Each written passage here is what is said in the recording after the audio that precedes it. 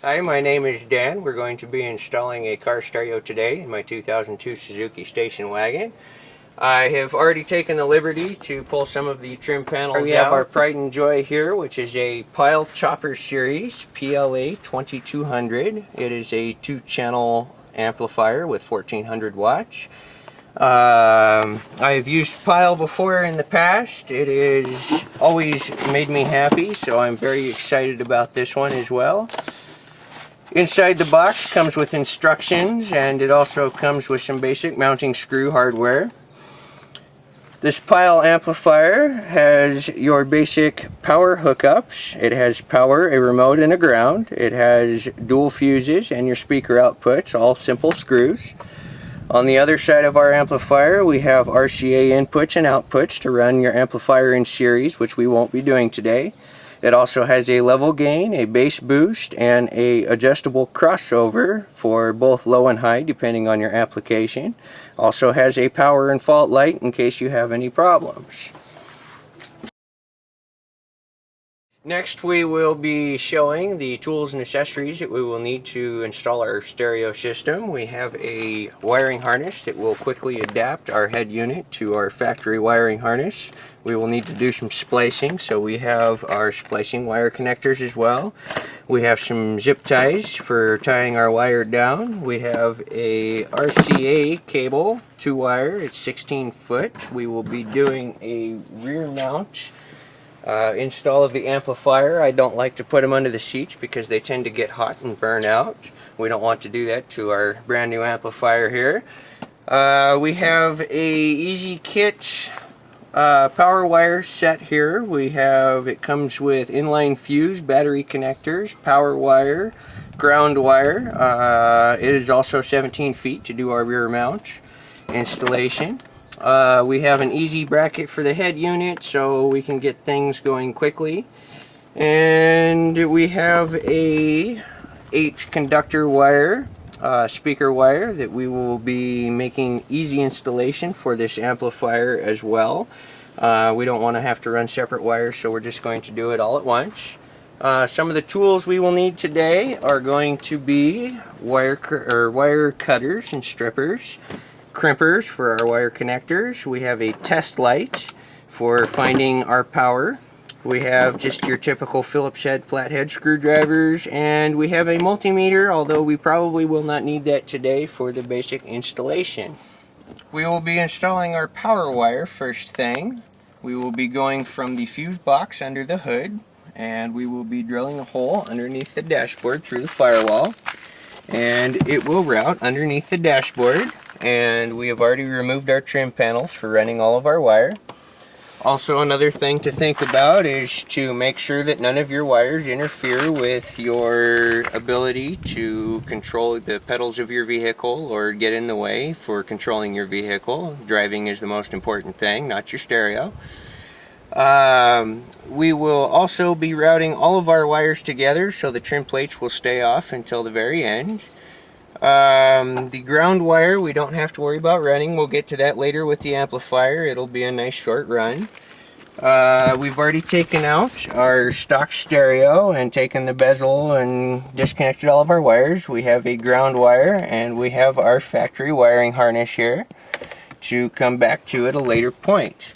Right now, let's go ahead and get started running the wires. Alright, our first step of running power wires is you need to drill a hole through your firewall.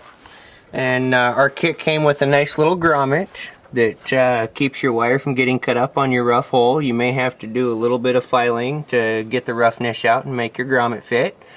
The next step is to mount your inline fuse to a place that's going to be out of the way of the engine and not going to rattle around or get too hot. And then you need to select your location of where to hook this up. We are choosing the main battery plug on our fuse block here.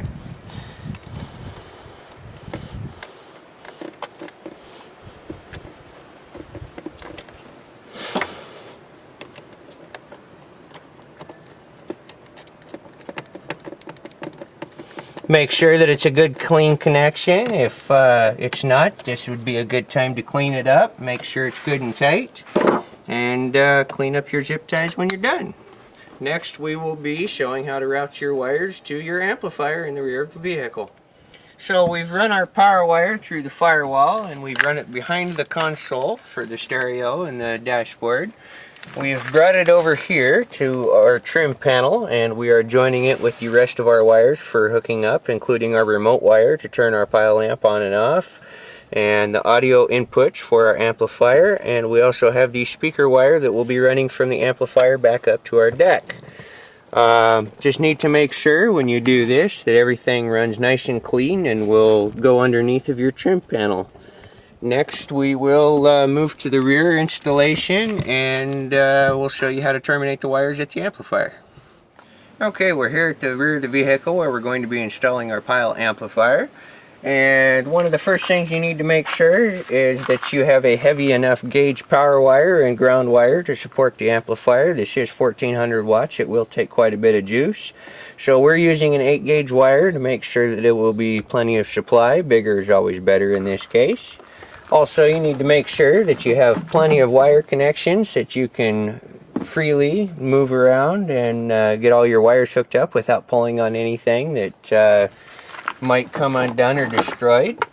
One of your first connections needs to be your ground wire. We have chosen a close ground that is clean and easily accessible so that we can hook this up. Our next step is going to be hooking up our positive wire for our battery to our amplifier. I am actually splitting these because we are using a heavy gauge wire and our terminals won't quite take it, so we're going to go on either side of our screw. Go ahead and take your time. Make sure you get a good wire connection on there. You don't want any shorts or any wires crossing over to where they don't need to go. And make sure you get it good and snug, but don't over tighten it. You can strip these out. Next we have our remote wire here that comes all the way from the radio head unit. This allows the amp to turn on and off. And that just goes into our remote socket. Go ahead and snug it down and make sure it's a good connection. If you have to, give it a little tug, make sure it's not loose. Over here we have our speaker wire that we have running all the way from the front. This will be the power from the amplifier back to our speakers. We are running a separate remote wire. You don't have to necessarily do it. Ours came with a remote wire, but we're not going to be using that, so we'll go ahead and cut that off. And since we are using a 2-channel amplifier for 4 speakers, we are just going to have a right and a left. And as you can see on these, there are stripes for our negative wires, and we have just plain wires for our positive wires. So both of our negatives for our right hand side speakers will be tied together and hooked into the negative console here. And once again, just remember that needs to be a good solid connection, nice and snug and tight. Loose wires are no good. They make bad radio sounds. So there is our right channel. And just make sure you take your time and you get all of your wires lined the way they're supposed to be lined up. Once again, a short can be a very bad thing in a stereo system. So go ahead and get all that snugged down and good and tight and clean looking there. There's our audio wires. And last but not least, we have our input from our head unit that is going to go into our input on the side of our amplifier. And these cables just click right in, just like that.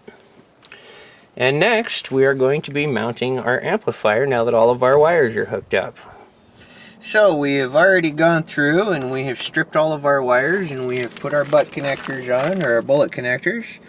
And I like to, for the purpose of keeping good contacts and lack of corrosion, I like to put just a little bit of dielectric grease on the female sides of each one of those. I've already gone ahead and prepped everything together. So we have our factory wiring harness, we have our wire coming from the amplifier for the audio for our speakers, we have our RCA cables for the supply to the amplifier, and we have our remote wire for turning the amplifier on and off. So we can go ahead and hook all this up. We have our remote wire, which will plug into our stereo remote connection. We have, on our stereo connection here, we have taken all of the stereo outputs, and we are not using these since we are bypassing this with an amplifier. So we are going to connect the amplifier to our stereo speakers. Now remember that we have a 2-channel amplifier and we're running 4 speakers. So what we've done is we have paired all of our wires together, so we have a left and right but no front to rear. So we can go ahead and connect all of these. Make sure that you get your positive and your negatives together. They'll be marked with black stripes for the negatives and no stripes for the positives. Make sure you get them set good and snug. They should click in. We have our power wires here. Same thing. Make sure that we get them all plugged in and good and snug and tight. We do have one extra wire. Some cars offer a dimmer control. Unfortunately, the head unit we have does not offer a dimmer control. And our final connection is our ground wire that goes into the car. And we can go ahead and plug in our factory wiring harness to our existing plug. And here we are. We are pretty much all wired and ready to go for the radio. We have also gone through and we have re-put all of our trim pieces back on to cover up all of our wires and keep it all nice and pretty. Our next step will be actually installing the stereo. We now have our universal mount installed in the car to accept our different size and style of radio from our factory radio. Be sure to remember to pull through the antenna for the radio and your other wires that we have previously hooked up. And now we are going to go ahead and hook all of our wires up and install this.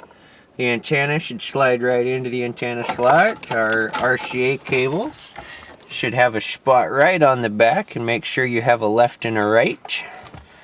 And we have a left and we have a right in the back of our radio. And we have our one power plug connector. Plugs right in like that. And make sure you don't pinch any wires when you go to slide all this in. And as it slides in, you should hear it click into place. Just like that. And now we will work on getting our sound level set up and getting this thing rocking. Okay, now we have the battery plugged back in and we have our radio turned on. We are going to go ahead and set our levels up. What the best way to do it is to choose something that you're going to be listening to. So we'll go ahead and get this going, and you want to turn your radio up about 3/4 of the way to a decent listening volume. And then we'll go back to the amplifier. Now we haven't mounted our amplifier yet because we want to get it adjusted before we put it in the tight confined space that we're putting it in.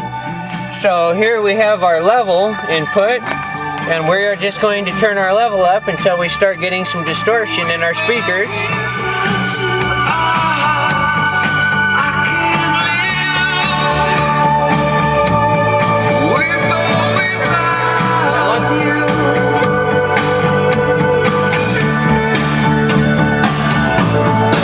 Some distortion, you want to turn it back down just a little bit, and then you should be set. So now we've installed our amp and screwed it all down. We have tucked all the wires down and out of the way. This is a fairly simple install for the Pyle Chopper series PLA 2200. Anybody should be able to do this with a few basic tools that we showed earlier and about 2 or 3 hours of your time. Let's finish putting this cover on, just like that, and I think we're going to go up front and listen to our new tunes. I now have all of my covers installed and my radio installed. I'm absolutely excited. It sounds wonderful. I can't believe the difference that this Pyle amplifier has made for my stereo, and it's very nice to have tunes in the rear of my car again. Thank you for watching this video, and hope it's informative to anybody that needs it.